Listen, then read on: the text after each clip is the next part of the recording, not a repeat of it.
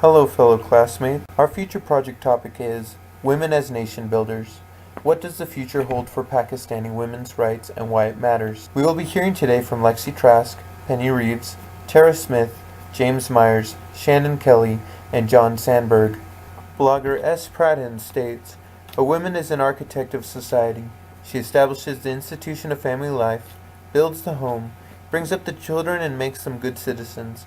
Her strength and totality contributes in making of an ideal family, ideal society, an ideal state. The position of women in any society is the indicator of health of the state." In order to understand how women are nation builders and how this idea correlates with Pakistani women, we want to start with a brief history of women's rights in Pakistan. Lexi, what can you tell us about this?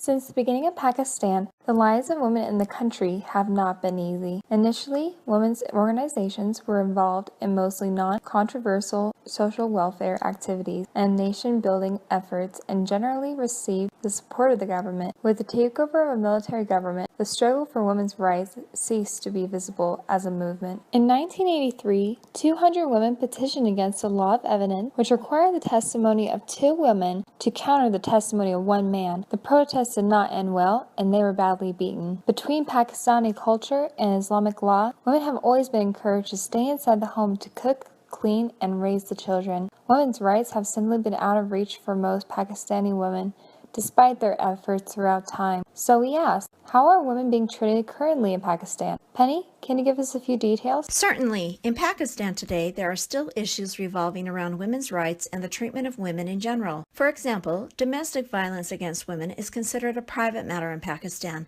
Therefore, discrimination and violence occur on a daily basis. It has been estimated that 70 to 90% of Pakistani women are subjected to domestic violence, which include physical, mental, and emotional abuse. Women are considered socially and economically dependent on men. Sons of Pakistani families are considered valuable, whereas daughters are considered an economic liability. Tara, can you tell us how education impacts Pakistani women and their future? Sure. Women's education is linked with other facets of human development, making it a priority. These facets include the health and the status of women, early childhood care, nutrition, water, and sanitation, community empowerment, reduction of child labor, and other forms of exploitation, and the peaceful resolution of conflict. In Pakistan, there are 163,000 primary schools, of which merely 40,000 cater to girls. Educating women and girls is fundamental to development and growth because learning and skills enable all people to live healthier, happier, and more productive lives. Curbing the intergenerational transmission of poverty is especially important for girls and women. The political status of women in Pakistan impacts their future as well. James, can you explain? That I can. Since 1947, women's participation in politics has played a great role on the political stage. The Constitution asserts the protection of women's rights. Unfortunately, women's political marginalization and other forms of gender discrimination continues to be the norm. Nevertheless, Pakistan's society is rapidly changing. The number of women holding general seats in the National Assembly is increasing. Understanding their potential, women have taken roles in local governments as well. Their performance went on to disprove apprehensions about women's ability to participate in governance. Even though the steps being taken are small, women continue to move forward in the right direction. John, can you explain to us the economic status of women in Pakistan? When it comes to women trying to establish themselves in the business world, they are finding many roadblocks. According to an article in the Middle East Journal of Scientific Research, women are being held back by the inability to secure financing, the lack of family support, and the lack of availability of raw materials. Many are still lacking formal education, which robs them of the skills needed to run a business. Shannon, can you explain how family life affects the security of women in Pakistan? Pakistan is the 3rd most dangerous country for women in the world.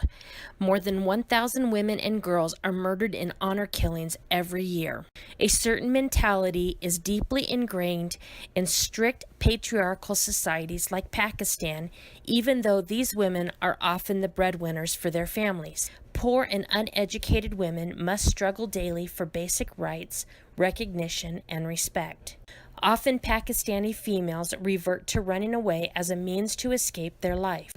When a young girl or woman runs away from home, male members of the family typically consider it a great to their name. Some families go to the extreme of capturing and executing these women. In conclusion, the NATO General Secretary Rasmussen states, many of the world's longest and deadliest conflicts occur in regions where women's rights are often infringed. Countries that marginalize women often end up unstable. The empowerment of women in unstable countries benefits not only them, but all of us. Currently in Pakistan, there are many organizations advocating for women's rights. These organizations realize to have a stable nation, you need women who are safe, educated, contribute economically and politically to their country.